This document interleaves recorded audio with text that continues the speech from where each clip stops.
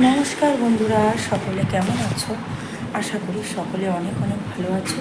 তো সকাল সকাল এই যে সমস্ত কাজকর্ম সেরে রান্নাঘরে চলে আসলাম, রান্না করব এখন। তো এখন কি রান্না করব সেটাই তোমাদের দেখাবো, তো ভিডিওটা দেখতে থাকো। তো বন্ধুরা, এই যে আমি রান্না করব এঁচোড়, আর এই যে চিংড়ি লবণ হলুদ মাখিয়ে নিয়েছি। তো এঁচোড় চিংড়ি রান্না করব আজকে। কড়াইতে তেল দিয়ে নিলাম, চিংড়িটাকে এখন ভেজে নেব।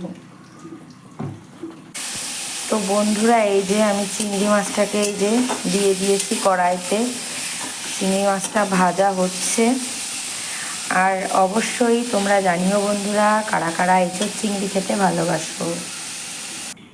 তো বন্ধুরা, এই যে চিংড়ি মাছগুলোকে আমি ভেজে তুলে নিয়েছি। বন্ধুরা, এই যে চিংড়ি মাছগুলোকে ভেজে আমি তুলে নিয়েছি। কড়াইতে তেল দিয়ে নিয়েছি, এখন একটু গোটা জিরে ফোড়ন দিয়ে দেবো, আর দিয়ে দেবো একটু তেজপাতা। আজকে আর আমি এঁচোড়টাকে সেদ্ধ করলাম না, হাতে একদম সময় নেই। দেখি কেমন হয় এঁচোড় সেদ্ধ না করে রান্না করলে। আমি এখনও করিনি অবশ্য।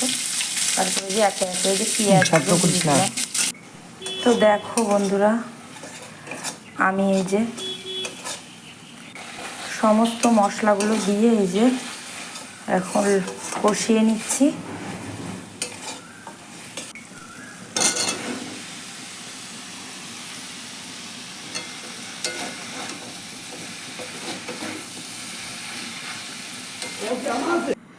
তো বন্ধুরা, আমি জানি তোমরা আমার থেকে অনেক অনেক ভালো রান্না করো, তবুও আমি কেমন করে করলাম তোমাদের সঙ্গে শেয়ার করলাম।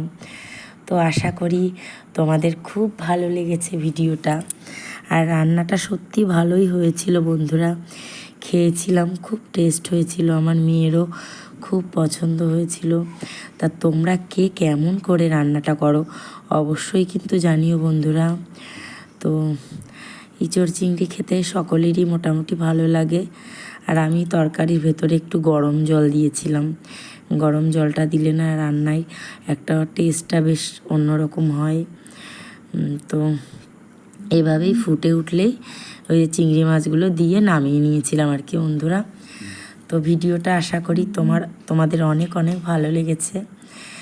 তো ভালো লাগলে একটু লাইক কমেন্ট শেয়ার করে দিও। আর নতুন আর একটা ভিডিওর সঙ্গে তোমাদের সামনে আসবো, নতুন একটা ভিডিও নিয়ে। ততক্ষণ তোমরা ভালো থেকো, সুস্থ থেকো, সাবধানে থেকো বন্ধুরা। আর এই প্রচুর প্রচুর গরম পড়ছে, একটু বেশি বেশি জল খেও। আর মশলার জিনিস যত কম খাওয়া হয় ততই ভালো, কিন্তু মাঝে মধ্যে তো একটু খেতেই হয় বন্ধুরা। তো এই যে রান্না কমপ্লিট, তো টাটা, ভালো থেকো সকলে।